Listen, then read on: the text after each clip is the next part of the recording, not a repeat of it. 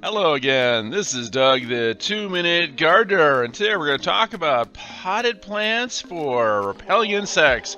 Well now, it's summertime, you want to be outside in your garden enjoying your landscape, but there's a million bugs out there.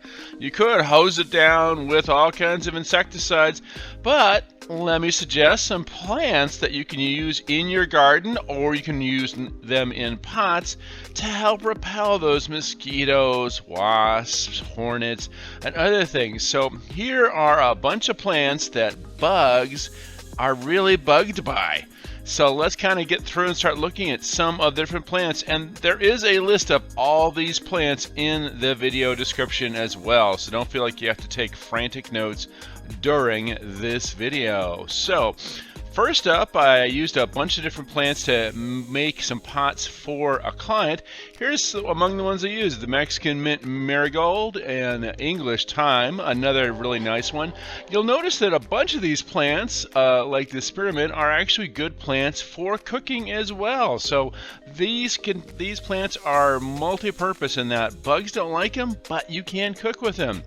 So again, some spearmint, some basil. The basil is so fragrant. It's just so fragrant in these pots.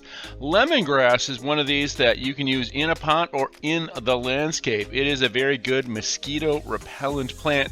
And of course, everyone knows about marigolds. Marigolds have a wonderful beneficial aspect to your garden.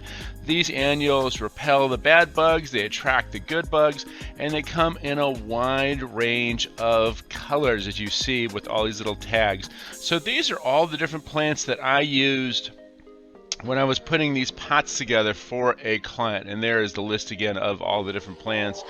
And so when I put these plants together for these pots, I wanted to make sure to kind of also make it something that was, visually attractive. This is actually for a client who was having a party. They wanted a little bit of bug control with attractive plants. So when you plant these guys, I always started with the lemongrass because it was the biggest and showiest of all of them. But as you can see, there is a lot of circling roots. So you make sure you break up those roots when you put them in the pots. And basically, I made all these pots different. So they all have the lemongrass, but then they have different combinations of the herbs and the marigolds, as you see in here. And one of the reasons I love using lemongrass in pots is that it has that nice showy quality. Little air, it moves in the wind, it looks really nice. So this was the end result of the 8 pots that I put together for this client. It had a lot of visual appeal as well as some fragrance, and in the long term a lot of wonderful herbs to do for cooking.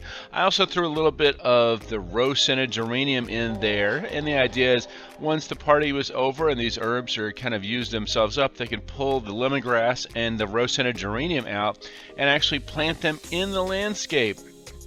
So here they are set up around the patio, kind of placed them strategically to add some, pop and color. And I had a little bit of the marigolds left over that I plopped into the landscape itself to add little pops of color for this particular party. And once the party's done, they're going to move them to other parts of the landscape and put them on little drip emitters so that they're watered naturally. But it turned out really nice. This is kind of the finished product. And again, here's the list of all the different plants. Well, that's all the time we have for today. Make sure again to check the video description for that list of plants, and please hit the like button and hit subscribe to get more of my garden videos. Again, this is Doug the 2-Minute Gardener saying thanks so much for watching.